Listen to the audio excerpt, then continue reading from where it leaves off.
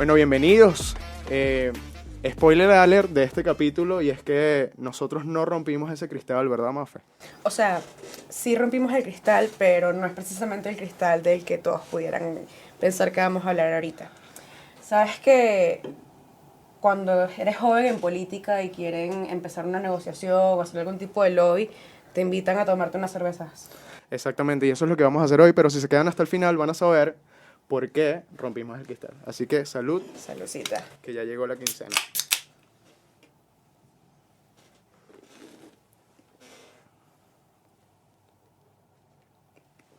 Este era el momento en el que Héctor ponía el intro, ¿sabes?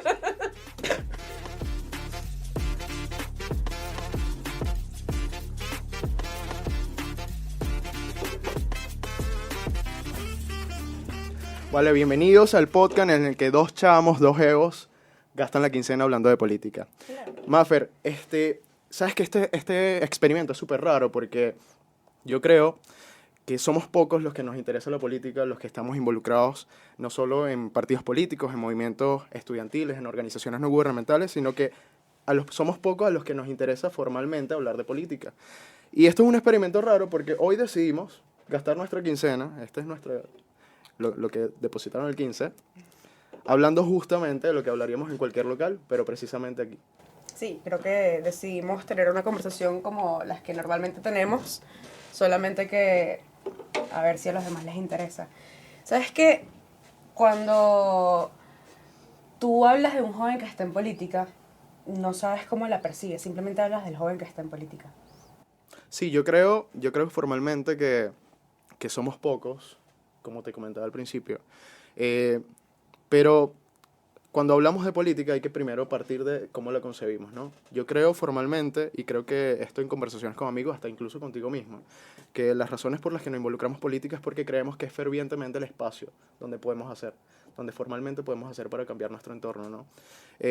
Ya habrán justificaciones que parten bueno, injusticias personales, cosas que queremos defender, principios, pero creo que en definitiva es de eso que partimos, y me parece raro, y creo que es una pregunta formal que se hace a todas nuestras generaciones: ¿por qué cada vez somos más pocos los que nos involucramos con esto?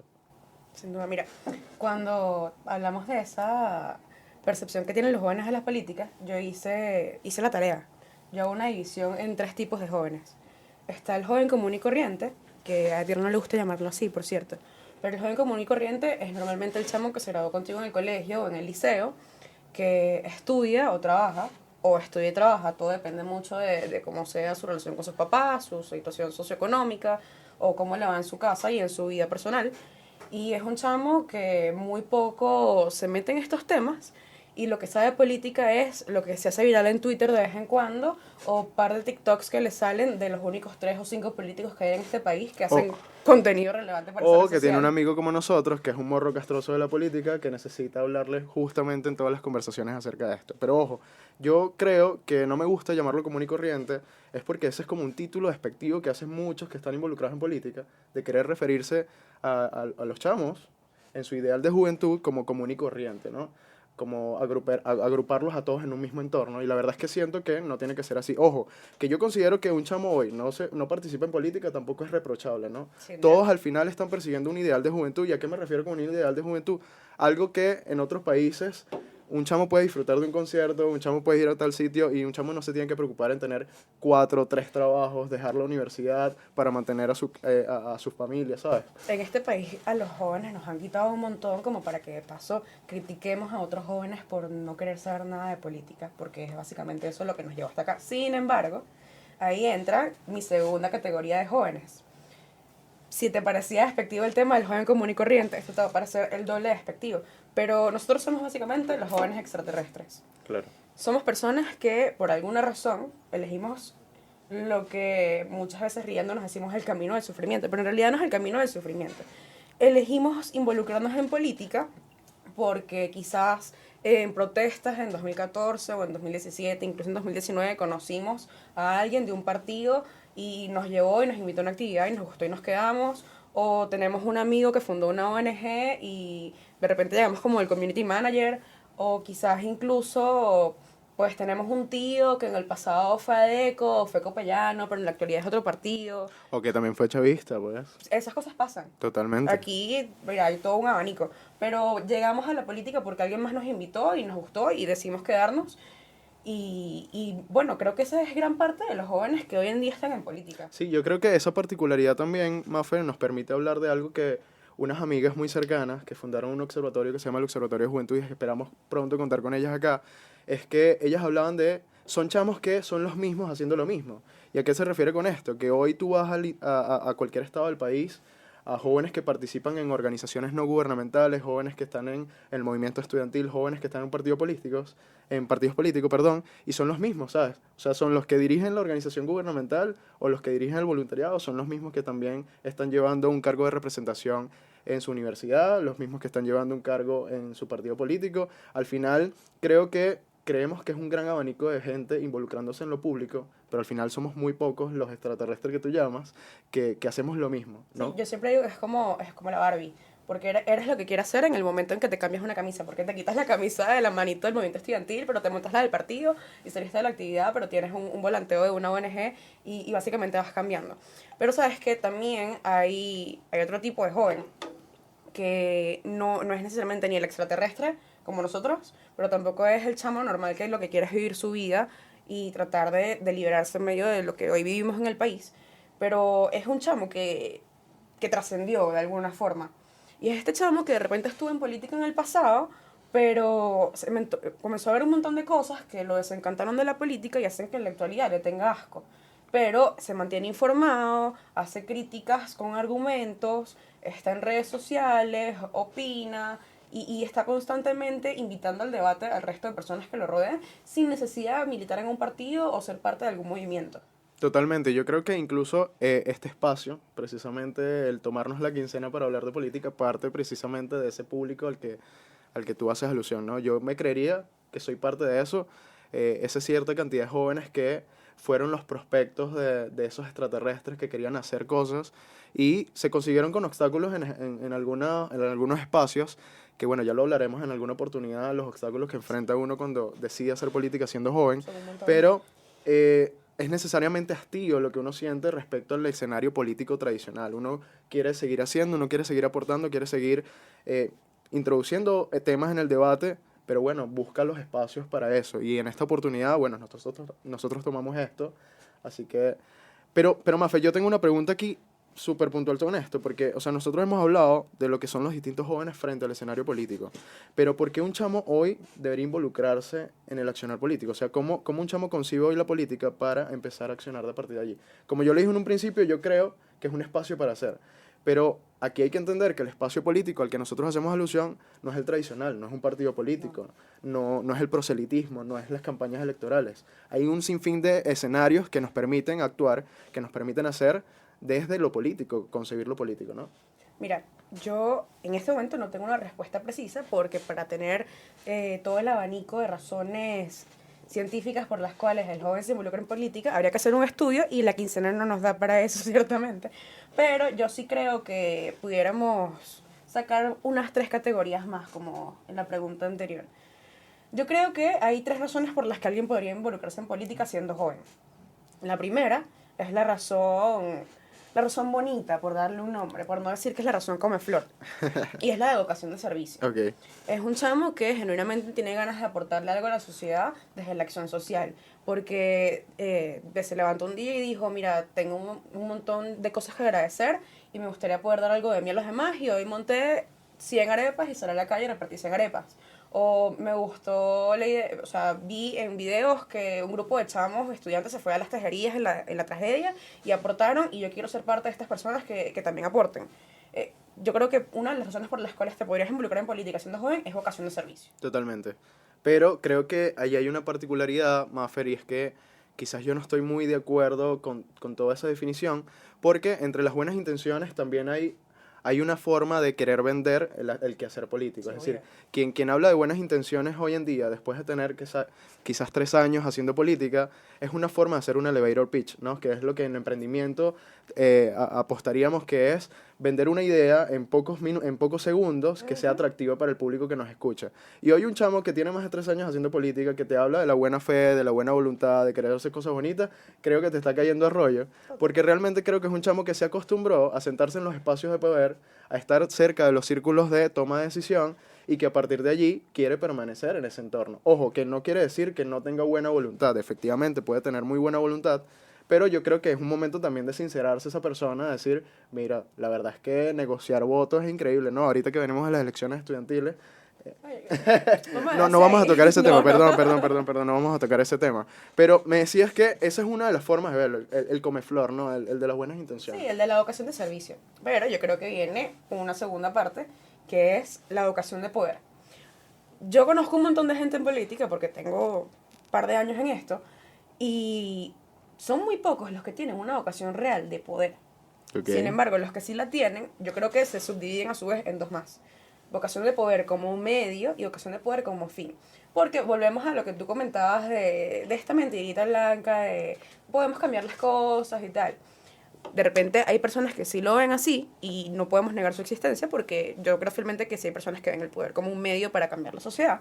Pero lo ven precisamente hasta ahí. Obtenemos el poder, cambiamos el sistema desde adentro y todo fino.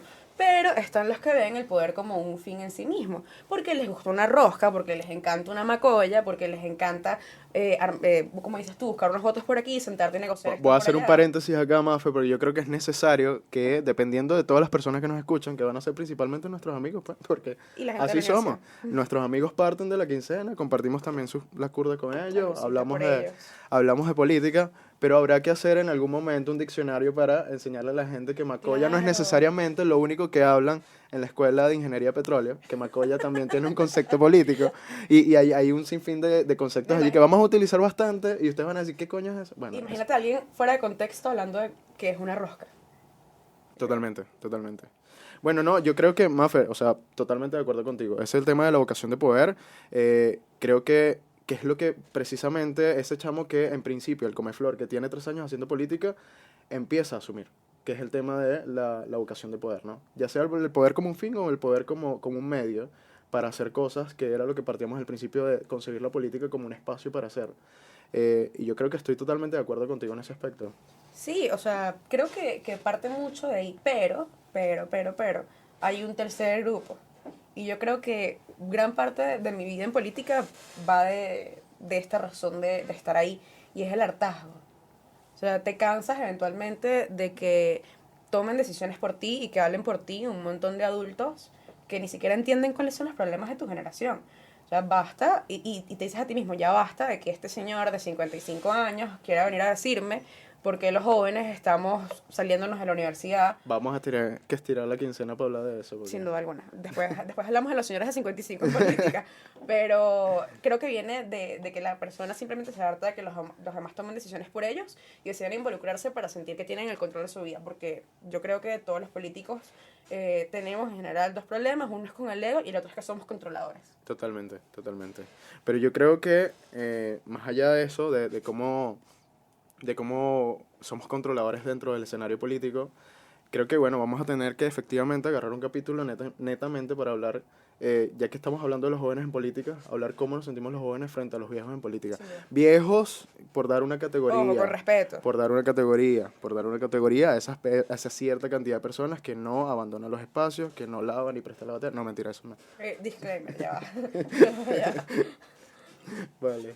Pero sí, o sea, creo que esas son en parte las 3 razones por las que alguien podría involucrarse en política en la actualidad, en un país como este, donde te arriesgas a persecución y que probablemente cuando este episodio ustedes ya lo están viendo, ya que si una patrulla del SEBIN abajo de mi casa, pues, es una realidad. ¿Por qué será, Mafe? ¿Por qué será?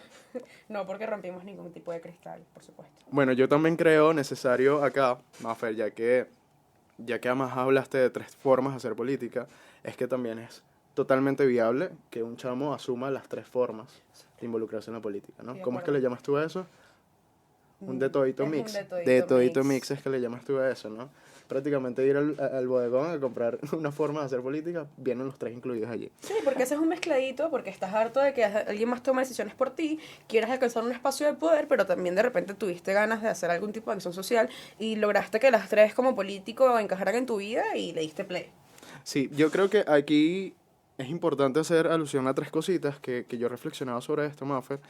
Y es que yo creo que hay tres consejos que podemos dar sobre esto, sobre la forma de hacer política, sobre por qué involucrarse en la política o por qué se podría involucrar un joven hoy en la política. Principalmente yo creo que hay una idea errónea de que a los jóvenes alguien nos debe algo, y la verdad es que yo creo que no es así. Cero. Algo que sí estoy de acuerdo es que lamentablemente nos ha tocado asumir en Venezuela escenarios que nosotros no propiciamos, que nosotros no generamos y que nos ha tocado ser responsables de salir de ese atolladero de cosas, ¿no? Principalmente. Pero además de eso, creo que tampoco podemos juzgar, como lo decía en principio, a quien no se involucra en política, porque creo Ni un que hoy poquito. todos queremos perseguir el ideal de juventud. Cuando hablaba del ideal de juventud, bueno, lo vemos desde diciembre o desde el año pasado, como cientos de jóvenes que estaban comprometidos con ONG, con partidos políticos, hoy de verdad están interesados en participar en un concierto y destinar lo que nosotros vamos a destinar hablando de política, ellos lo destinan a ver un concierto, y creo que es totalmente válido, precisamente porque persiguen ese ideal de juventud, porque están abollados de la realidad nacional, de lo que acontece en el país, de todos los problemas y además espacios donde no se les brinda la oportunidad de hacer, ¿no?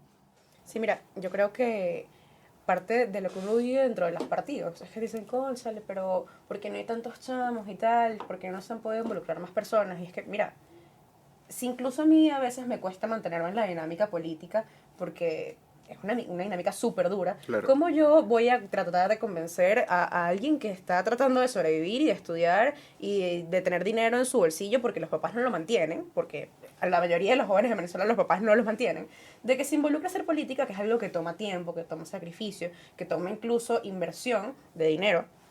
Y también del recurso humano, porque uno se desgasta un montón en política, pero nadie está hablando de eso en la actualidad. Puede ser otro episodio, no te por ahí. Totalmente, podemos ver cómo gastamos la quincena haciendo política, no solo hablando de ella. Ahí te la dejo. Ojo, pero Mafe, yo creo que también un escenario, más que un escenario, algo visible es que incluso no participar en política por estar pendiente de trabajar, por llevar la comida a tu casa, por ser el responsable de tus padres, de tus hermanos, también es una forma de lectura política. Sí, Es claro. decir, ¿dónde está la juventud hoy inmersa en el escenario venezolano, no? Sí, porque no hay más personas involucrándose o siendo parte de la clase política de este país. No necesariamente es falta de interés o que se hartaron de la política o que están cansados de las viejas prácticas de las personas que tienen un montón de años en los partidos. Probablemente es que no pueden hacerlo y ya. Y no pueden hacerlo no porque tengan un impedimento físico, económico o espiritual. También por miedo. O sea, ¿sabes? Bueno, tú lo sabes, tú también lo has vivido. La persecución que sufren los políticos en este país. Sobre todo los jóvenes, ¿no? Sobre todo los jóvenes, o sea, 2014, 2017, 2019 y en la actualidad, ¿a cuántos de nosotros no nos ha esperado una patrulla de cualquier ente de seguridad del país? Y que generalmente no hay tantos de esos viejos pendientes de lo que les acontece a los jóvenes que son la maquinaria del partido y que están metidos tantos, están inmersos tanto en este problema, no solo en el acontecer nacional, sino en el acontecer incluso de sus mismas universidades, que al final no prestan atención y todos estos chamos terminan yéndose del país precisamente por el miedo a estos escenarios. Ojo, pero yo creo que aquí hay algo importante, Mafer, y es que si nos tocaría hoy dar una especie de mensaje a todo el que hace política y el que quiere involucrarse, es que personalmente, y bueno, te voy a dar la oportunidad para que se lo digas a los muchachos, pero los muchachos apostando a que sean más de uno el que nos escuche, porque yo en esta oportunidad creo que no me escucharía, no, me daría cringe, pero, Súper cringe. pero yo creo que uno debería apostar incluso por el listening, ¿no? Lo que nosotros decimos en el emprendimiento, que es el user research, que es el listening. Sabes que yo no sé Y nada de sí, eso. yo sé que te tengo que también dar un diccionario de estos términos, Totalmente. pero me refiero es cuando uno hace la investigación de mercado. ¿Quién te escucha realmente y a quién estás tú entregándole un producto? La política al final, no voy a ser economicista en este aspecto, pero la política en general también trata de entregar un producto al final, ¿no? Tú vas a vender una campaña, vas a vender un candidato, vas a vender algo, una idea de país. Y, y qué increíble es que la mayoría de los que empezamos a participar en política no nos enseñan a escuchar a nuestro público objetivo, ¿sabes? Nos enseñan a ir a una comunidad, a sentarnos con la persona y simular que la estamos escuchando, aceptarle el cafecito, porque los cafecitos de comunidad son más ricos que en la Y casa. no puedes decir que no. Y uno no dice que no, exacto, no importa dónde venga el agua ni el café, No. la verdad. Pero es rico, es increíble. Yo he ido como ONG y como partido, es increíble. Pero no nos enseñan a escuchar realmente cuál es el problema.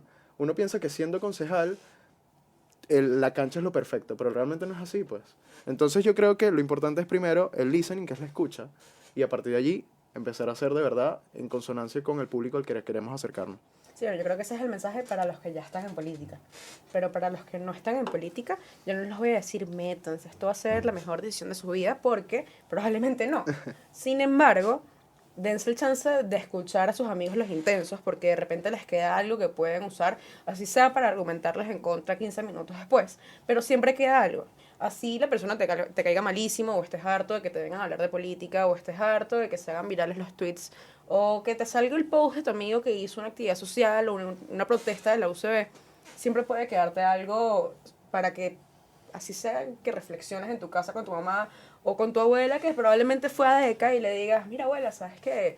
Mi pana Edgar de la universidad sacó un podcast hablando de esto, pero me parece que es burda de intenso. Sin embargo, considero que, hablando de política, yo quiero que tú me cuentes más bien cómo lo viviste tú en tu época de juventud. Siempre generar el debate, yo creo que es lo más Totalmente es importante. válido, pero lo primero de eso, además, Mafer, es que como jóvenes cuestionar todo. Es decir, obviamente no te vas a caer a debate con tu abuela, pero es cuestionar lo que te dice, tratar de investigar también. Y si Claro. te quieres involucrar en la política, entender las instituciones. Una de las cosas que, Mafer, yo creo que lo hablaba contigo, pero bueno, vuelvo otra vez al escenario porque obviamente hay birra, hay que aprovechar. Pero una de las cosas que yo decía es como en el 2017, cuando el movimiento estudiantil sale el 31 de marzo en defensa de la Asamblea Nacional, mucha gente decía, ¿por qué defienden los diputados? Y uno decía, pero es que no estamos defendiendo a los diputados, estamos defendiendo a la Asamblea Nacional, estamos defendiendo la separación de poderes porque sabemos que es un indicador indispensable para la medición de la democracia en el país y que el régimen decida quitarle las competencias a la Asamblea Nacional es un fuerte golpe no solo para la ciudadanía que votó por esa Asamblea Nacional, sino para la democracia en el país. Entonces, en ese momento salimos los estudiantes y esa generación lo entendía, pero yo creo que un gran problema hoy es que incluso el movimiento estudiantil hoy no entiende mucho, no entiende en gran medida cuáles son las instituciones, hacia dónde van las instituciones, y obviamente esto se respalda en que hay una desconfianza de las instituciones tradicionales del país. Pero bueno, Mar, creo que ya hemos llegado Al llegadero. al punto que la mayoría quería llegar, y es ¿por qué rompimos el cristal? Bueno, esto quizás califica como clickbait. No, no voy a hacerme la culpa, pero tampoco voy a hacerme la que no sabe. Pero la verdad es que no estamos haciendo referencia a ese vidrio en particular, del que quizás en algún momento hablemos cuando vayan pasado unos 6 meses y todo se haya olvidado, porque aquí todo se olvida muy rápido. Pero yo creo que el cristal que estamos rompiendo es el de la generación de cristal. Mira, ¿por qué nos llaman generación de cristal? Bueno, a mí me parece un tema que mucha gente lo vive, sobre todo nuestra generación, que vive ese adjetivo, que nos señalan constantemente con eso, pero muy poca gente lo está hablando, ¿no? Es una generación que además nos consideran frágiles frente a determinados, no solo temas de discusión, sino contextos adversos. Pero yo creo que a pesar de ser la generación con mayor información, es la generación que además se encuentra con más frentes a los que obstáculos que atravesar, ¿no? Porque no es solo el hecho de un escenario en el que no nos brindan espacios para hacer, por ejemplo en el caso político, sino que además tienes a tus padres cuestionándote día y noche sobre las cosas que haces. Sí, claro, una de las primeras personas que a mí me ha dicho que soy generación de cristal es mi mamá. Y ojo, abrazos y besos a mi mamá, pero es parte de una Saludos a la generación. señora mamá de Mafe. A la señora Carmen, Va a ser perdón, el vamos a primer cortar el view, nombre. el primer view de este podcast va a ser la señora mamá de Mafe. Sí, espero que no se moleste conmigo por haber dicho esta verdad acá. Sin embargo, nos dicen generación de cristal porque dicen que no nos aguantamos nada, que no aguantamos un chalequeo, que no toleramos las opiniones de los demás. Y no es que no aguantemos nada. Es que son ellos una generación que durante un montón de años, o sea, básicamente toda su vida, se acostumbraron a los comentarios abusivos y también a ser abusados por los demás. Y no estoy hablando nada más de comentarios, ojito ahí. Entonces están tan acostumbrados y normalizaron tanto este tipo de conductas que cuando llega un chamo de nuestra generación a decirle, epa, aquí no, entonces se timbran porque es como que, ay, me falta el respeto. Totalmente. Y no, o sea, tú me estás faltando el respeto a mí al decirme estas cosas. Totalmente, totalmente. Yo creo fundamentalmente que esta etiqueta además parte de un elemento de crianza. Es decir, padres y generaciones que repiten patrones de crianza, que están naturalizando el abuso de muchas cosas que ellos también vivieron y que, ojo, yo no soy psicólogo y no quiero comprometer a ningún psicólogo, pero aquí hay un tema de tesis, la verdad. Cuidado, tomen nota. Pero yo creo fundamentalmente que hay un elemento de traumas que se han generado en la juventud de estas personas, de estas generaciones, que posteriormente repiten en determinados patrones de crianza y que a partir de allí quieren juzgar a una generación que además está más informada, que sabe qué cosas son abuso y qué cosas no, qué cosas puede permitir y qué cosas no, y qué realmente puede aportar a su vida o no. Y en este caso, por ejemplo, hay gente que hasta el body shaming lo vive directamente desde su casa. Es decir, y esto es algo netamente que en otra oportunidad alguien hubiese dicho que es netamente chalequeo, pero hoy hemos visto cómo hay datos fundamentales de que eso afecta realmente el desarrollo de una persona y cómo esta persona se desarrolla en muchos aspectos, en muchos entornos y cómo vive, y bueno, la política es uno de ellos también. Ojo, hay un montón de padres que están constantemente exigiéndole perfección a sus hijos, pero a lo que el hijo se descuida, están los papás haciendo cualquier bababundez y entonces, ajá, ¿a dónde quedó tu discurso de la perfección? ¿A dónde se fue? ¿Realmente estás esperando que tu hijo fuese perfecto o te estabas proyectando en él? Hay que revisarse. Pero la verdad es que estamos no frente Carmen, a una... si tu hijo no fue doctor, si tú no fuiste doctora, no puedes obligar a tu hijo que sea doctor. Totalmente. ¿Quieres ser diseñador gráfico? Déjalo. Ojo, no es una generación de cristal. Yo creo que es una generación que ya no se va a aguantar a una tronchatoro más diciendo yo soy grande y tú eres pequeña, yo estoy bien y tú estás mal, yo soy inteligente y tú eres tonta y no hay nada que puedas hacer. O sea, yo creo que esta generación se hartó de que venga alguien más a hacerle explicaciones y darle explicaciones de lo que nos está pidiendo y que de paso tratan de dar explicaciones que simplemente no son como parecen ser en mente de estos adultos abusivos. Totalmente.